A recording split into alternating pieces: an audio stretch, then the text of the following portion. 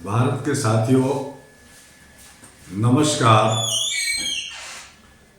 आज कुछ कड़वा सच, जैसा कि पहले से मैं कई एपिसोड में आपको कड़वा सच बताया है।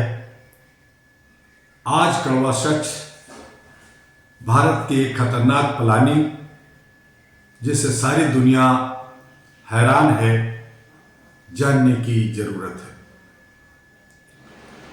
बीजेपी का शेयर वोट जब 29% था, तब इनके पास मात्र 2 सीट थी। जब 30% वोट शेयर करने पर इनके पास 89 सीट हो गई। जब 31% पर इनकी वोटिंग हुई तो इनके पास 112 सीट हो गई, और जब 32% वोट शेयर आया तो इन्हें मिला 189 सीट, और जब 1% और इंक्रीज किया यानी 33% वोट हुआ तो इनके सीट हो गए 282 सीट। और वर्तमान सरकार को 34% का वोट शेयर मिला तो इनके इस वक्त 303 सीट्स इनके पास हैं। अब बीजेपी आरएसएस को समझ आ गया है कि उनका वोट बैंक 32% ही है, और जो बाकी 2% अलग से मिला है वह झूठ और मक्कारी से मिला है, जिसे समझते तो सब हैं। आखिर पर ऐसा क्या कैलकुलेटेड गणित है, पर प्रमाणित कोई नहीं कर सकता, क्योंकि चुनाव आयोग इनका पूरा साथ दे रहा है। और अब यह झूठ का माया जाल टूट रहा है, मतदाता इनसे अलग हो रहे हैं और इनकी इस गहरी चाल को समझ रहा है। ऐसे में बीजेपी को 2024 से पहले 3% से वोट अलग से, यानी कि 5 करोड़ वोटर और इनको चाहिए। और यह नए वोटर कहां से आएंगे? तो इन्होंने विदेश से लेकर आने की प्लानिंग की। आरएसएस का बुनियादी प्लान यह है कि संसार में जहां भी हिंदू हैं उसको इजराइल की तरह भारत में लाकर बसाया जाए, और ऐसे बसाया जाए कि उसके सहारे ज्यादा से ज्यादा हमें जो है संसदीय उम्मीदवार बनाया जा सके। इसके लिए बीजेपी आरएसएस ने 5 देशों का चयन किया: इंडोनेशिया, मलेशिया, बांग्लादेश, पाकिस्तान, अफगानिस्तान। अब इन देशों से लोगों को लाकर यहां बसाने से पहले 2 बड़े काम इन्हें करना है। भारत में इनको रहने के लिए मकान बनाना होगा, क्योंकि यहां जनसंख्या पहले से इतना ज्यादा है तो बाहर के लोगों को यहां की नागरिकता नहीं दे पाएंगे। इसलिए उनको लाने से पहले यहां जगह खाली करनी होगी, और यह करने के लिए CAA, NPR और NRC प्लान किया गया है। इन देशों में रहने वाले को कुछ स्पेशल फैसिलिटी देना होगा ताकि वह लालच में वहां से यहां आए। जैसे उदाहरण के तौर पर बना बनाया घर, व्यापार, कारखाना, दुकान इत्यादि। इसका पहला फेज बीजेपी ने लॉन्च कर दिया है, जिसके अंतर्गत पाकिस्तान, बांग्लादेश, अफगानिस्तान के गैर मुस्लिमों को नागरिकता दी जाएगी। दूसरे फेज में CAA का कानून इंडोनेशिया और मलेशिया के लिए भी तैयार किया जाएगा, और यहां जितने भी हिंदू हैं उन्हें भी भारत लाकर बसाया जा सकता है। इन देशों में हिंदू जनसंख्या कितनी है ये पहले जान ले। इंडोनेशिया में 1.8 करोड़ हिंदू हैं, बांग्लादेश में 1.7 करोड़ हिंदू हैं, पाकिस्तान में 80 लाख 80 लैक्स हिंदू हैं और मलेशिया में 80 लाख हिंदू हैं। और अफगानिस्तान में जब युद्ध वहां की लड़ाई हुआ तो तब वहां से ज्यादातर हिंदू भागकर भारत में पहले से आए हुए हैं, जो शरणार्थी के रूप में हैं। कुल मिलाकर 5 करोड़ हिंदुओं को दूसरे देश से लाकर भारत में बसाने का प्लान ये बीजेपी आरएसएस का है। अब 5 करोड़ हिंदुओं को नौकरी, घर, व्यापार देने के लिए यहां भारत से 8 से 10 करोड़ लोगों को बेघर करना होगा। इसलिए आरएसएस बीजेपी के प्लान में है कि एनपीआर, जिसको कहते हैं नेशनल पॉपुलेशन रजिस्टर, और दूसरा एनआरसी, जिसका पूरा फुल फॉर्म है national citizenship register. NPR national population register, और इसमें क्या किया जाएगा और इसका क्या प्लान है ये जानने की जरूरत है। एनपीआर के अंतर्गत देश में रहने वाले हर नागरिक का एक बायोडाटा तैयार किया जाएगा।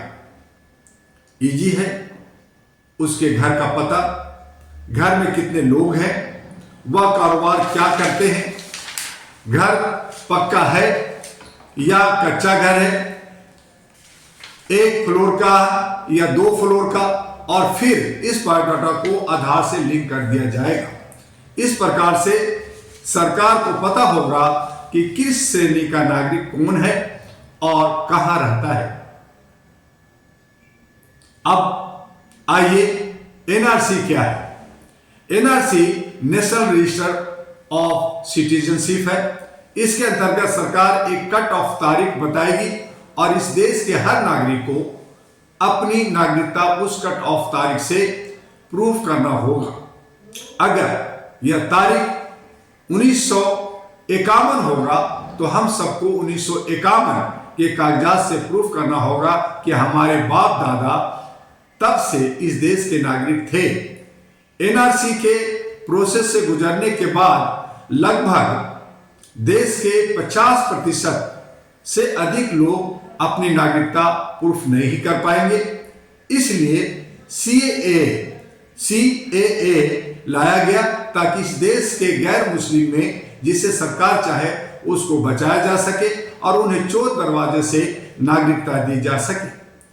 इन जनरल सीएए, एनपीआर और एनआरसी से इस देश के अल्पसंख्यक, मुस्लिम, दलित और सेकुलर लोगों को परेशान किया जाएगा। एनआरसी के प्रोसेस से गुजरने के बाद लगभग 8 से 10 करोड़ अल्पसंख्यक, पिछड़ा वर्ग, दलित और सेकुलर लोग विदेशी घोषित हो जाएंगे और फिर 2024-25 में एक कानून बनाकर इनको नॉन सिटीजनशिप बना दिया जाएगा और इनकी प्रॉपर्टी को एनिमी प्रॉपर्टी घोषित कर दिया जाएगा और इन्हें उठाकर डिटेंशन सेंटर में डाल दिया जाएगा। एनआरपी के अंतर्गत सरकार ने जो बायोडाटा बनाया होगा उससे उन्हें पता लग जाएगा कि किसका घर और कारोबार कहां है और फिर उसे सरकार अपने कब्जे में ले लेगी और फिर यही प्रॉपर्टी और घर, दुकान बाहर से आने वाले हिंदुओं को फ्री में दिया जाएगा और उन्हें यहां बसाया जाएगा। अगर किसी को यह लगता है कि ऐसे कैसे सरकार हमारी प्रॉपर्टी को सील कर लेगी, तो उन्हें उत्तर प्रदेश के सीएम योगी के फार्मूला को समझना होगा, किस तरह वह अभी प्रॉपर्टी को सील करने का कारनामा अंजाम दिया जा रहा है। याद रहे कि यह काम इजराइल कर चुका है और वहां फिलिस्तीनियों के बने बनाए घर को में यहूदी लोगों ने कब्जा कर लिया है। एग्जैक्टली यही एजेंडा और प्लान आरएसएस बीजेपी का भी है। इसलिए सीएए का भी बायकॉट करें। एनपीआर जब हो तब अपना बायोडाटा भी सरकार को ना दे और एनआरसी के प्रोसेस में भी भाग ना ले। ऐसे इनका बनेगा हिंदू राष्ट्र, और इसलिए ये जो है एक वन नेशन वन इलेक्शन का भी ये फार्मूला चला रहे हैं। 1200 पेज का जो है एजेंडा लेकर के राष्ट्रपति का कल ही गए थे, और ये हो सकता है कि यह चुनाव को कैंसिल कर करके साल 2 साल ऊपर ले जाया जाए और ये सारे कानून विधि विधान बनाया जाए। और अगर चुनाव होता है तो एक के प्रकार तरीके से ईवीएम की मदद से, ईवीएम की चोरी से, और जो इलेक्ट्रो बोर्ड से जो पैसा जमा हुआ है उन तमाम लोगों का जो अभी बीजेपी को उद्योगपतियों ने जो दिया है, जो डाटा अब तारीख और ईयर के हिसाब से जो हमारे बीच में आ गया है, उसमें Sanjeev Goenka DLA, Fortuner Mobil, Fortuner Airtel, Aircel मिसल और जो है एसआर ग्रुप और